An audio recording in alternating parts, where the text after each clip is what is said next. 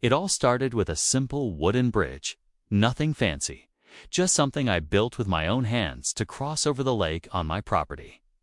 It was quiet, peaceful, and gave me access to a little slice of calm I'd carved out over the years. But then came the HOA. New leadership, new rules.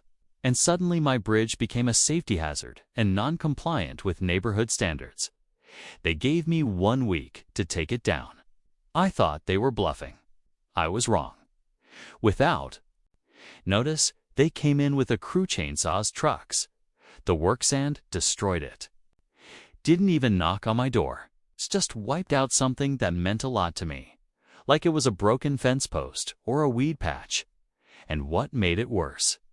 They did it while I was away for the weekend, thinking I wouldn't notice. That bridge wasn't. Just to shortcut it was personal. So yeah, I was mad. But I didn't yell. I didn't take them to court. I did something else.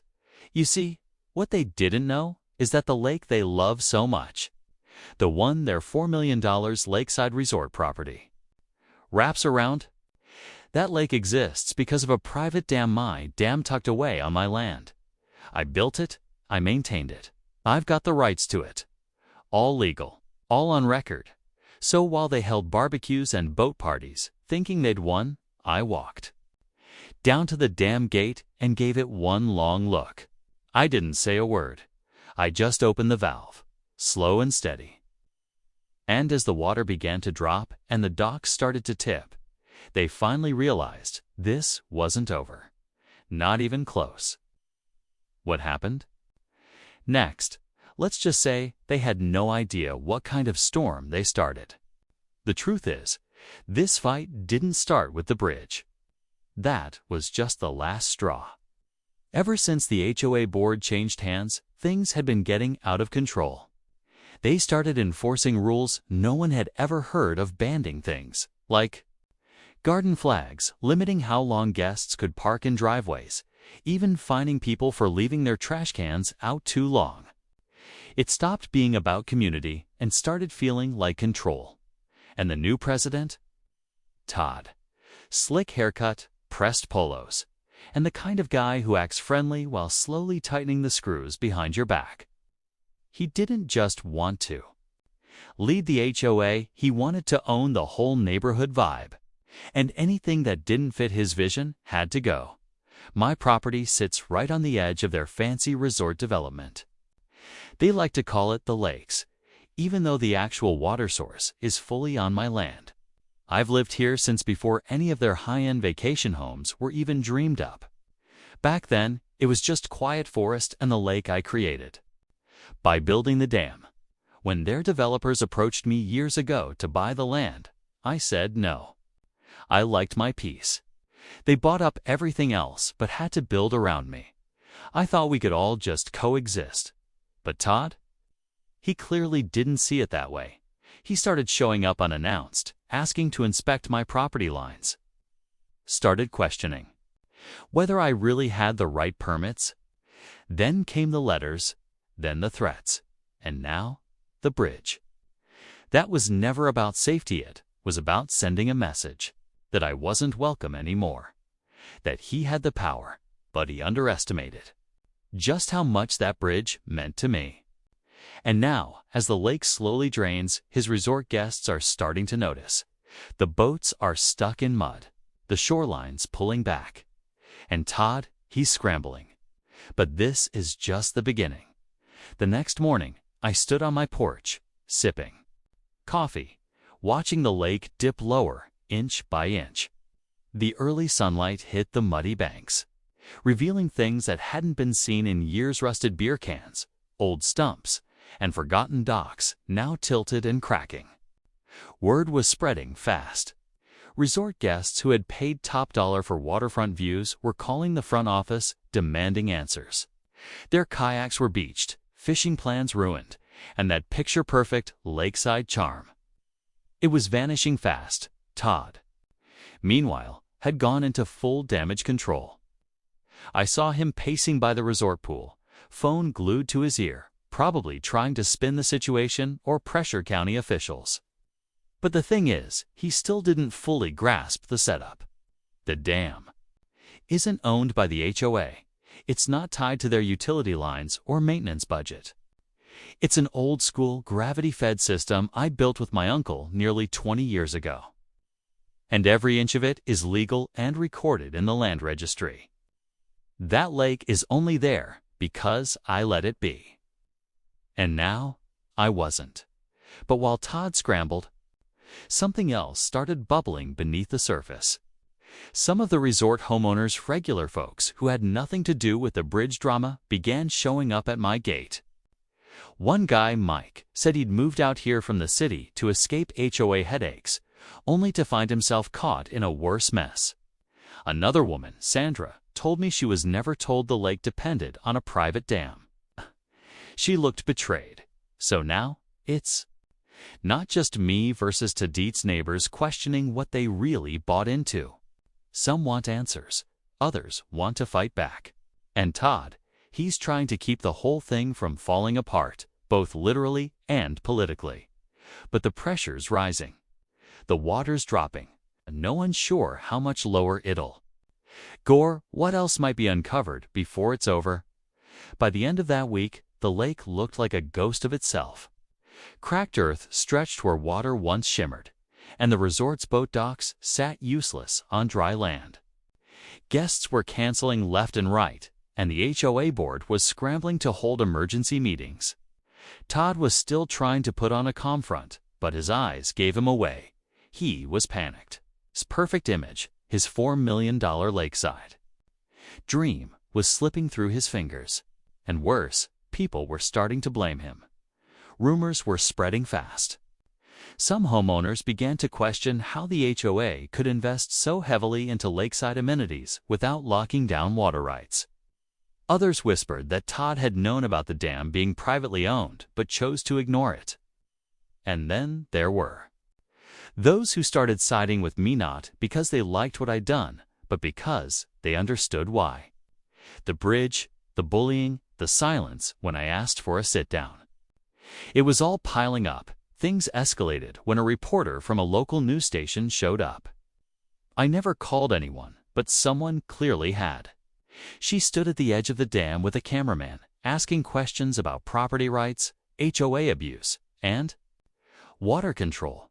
I didn't say much, just told the truth, that they tore down something personal without warning, that I didn't break any laws, that the dam was mine. And the footage. It aired that night. By the next morning, everything had changed. Todd's phone was blowing up. The resort's investors were now calling board members directly. One of them, red-faced and furious, showed up in a black SUV and stormed into the HOA office. You could feel the energy shift. Lines were being drawn. Some residents were asking me to negotiate. Others warned me that Todd was digging for legal loopholes to force control of the dam. But I'd been ready for that. Documents, photos, permits, all in order. Still, with tensions high and no clear end in sight, something was bound to break. And none of us were prepared for what happened next. Just when it felt like the pressure couldn't get any worse, I got a knock at my door. It was a county inspector, clipboard in hand, neutral expression. He said there had been a formal complaint about the structural integrity of the dam and that he needed to do an emergency inspection. I let him in, knowing everything was up to code. But something about the timing felt off. Less than 24 hours after the news piece aired, suddenly the county's involved. It didn't take a genius to guess who filed that complaint. The inspector spent over an hour down by the dam, checking every bolt, every support beam, every pressure valve. When he left, he didn't give a verdict, just said they'd be in touch. That night, I saw Todd and 2 other board members meeting privately with a man I'd never seen before. He didn't look like a neighbor, more like a lawyer. That's when it hit me. Todd wasn't just playing HOA politics anymore. He was trying to find a way to claim the dam was a public hazard, maybe even get it condemned. If he pulled that off, They could legally seize control through eminent domain or force me to shut it down altogether. But that's not all. The twist? Sandro, the woman who had come to me earlier, reached out again, this time in a panic. She'd found something buried in her resort paperwork, an old developer addendum that mentioned the lake being fed by a private dam but never disclosed who owned it or how it was managed. Not only that, but the signatures on her documents. They looked altered, dates overwritten, initials changed. She wasn't the only one. A small group of homeowners were now comparing files, and the pattern was clear. Someone had buried the truth. Now the fight wasn't just about water. It was about lies, deception, and maybe even fraud. The HOA wasn't just careless. They may have knowingly misled buyers to protect their lakeside profits. And with the truth leaking out as fast as the lake itself, it was only a matter of time before something snapped for real. The tension finally snapped at the next HOA meeting, and this time I wasn't the only one there. Half the resort homeowners showed up, some angry, some confused, all demanding answers. Todd tried to control the room like he always did, calling for order, waving papers, talking about dam safety and community interest. But people weren't buying it anymore. Sandra stood up and read from her contract. Another man followed, showing a different version of the same document. It was clear people had been misled, and now they were furious. Then came the moment no one expected. One of the resort investors, an older man with silver hair and a calm voice, stood up and called Todd out directly. He'd reviewed the original land agreements and confirmed what I'd been saying all along.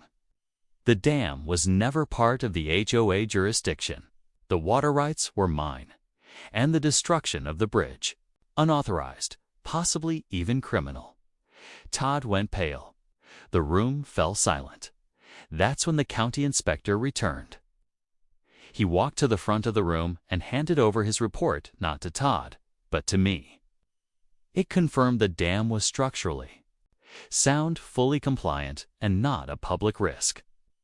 The complaint had been dismissed. Todd had nothing left to stand on. His authority unraveled in front of everyone. Board members started stepping down that same night. The HOA crumbled from the inside. But just when I thought it was over, the real twist hit. The silver-haired investor pulled me aside as the crowd cleared. He said he wasn't just here to protect his money. He used to work with the original developer back when the resort was first planned. Turns out the lake wasn't just an aesthetic feature. There had been plans to run underground infrastructure through my land pipelines, wiring, and even a private fiber optic connection. But when I refused to sell back then, they rerouted everything. Or so I thought. He handed me an old blueprint and said, "You might want to check what's really buried under your property." The dam had stirred up more than just mud. It had uncovered secrets buried years ago, secrets someone was still desperate to keep hidden. In the weeks that followed, I had surveyors and a legal team go over every inch of my land. What they found confirmed everything the old investor hinted at: decades-old utility lines and infrastructure snaking under my property without permission. No easements, no agreements, nothing. It was buried quietly and illegally during the early phases of resort construction. Todd wasn't just trying to control the lake, he was trying to cover up something much bigger. With that evidence, my legal team filed formal complaints and sent out notices. By then, the HOA had completely unraveled, and Todd had vanished from the neighborhood, his reputation in ruins. The homeowners, to their credit, started organizing a new board, this time transparent and fair. Some of them even helped fund the restoration of my bridge. Sandra became a kind of community leader, helping others understand what had happened and pushing for accountability from the developers. As for the lake, I closed the dam gate and let the water rise again. Slowly, the shoreline returned. The birds came back, and peace started settling in once more. What stuck with me most, though, wasn't just how easily power could be abused, was how silence lets it grow. All it took was one person standing up, one small structure, like a wooden bridge, to reveal just how deep some problems ran. Property rights, HOA corruption, resort greed was all tangled together. But in the end, the truth floated to the surface, just like the lake. If there's one thing I've learned, it's that you have to protect what's yours. Because when you build something with your own hands, whether it's a dam, a bridge, or just a quiet life view, don't let anyone tear it down without a fight, especially not when they think they own the water.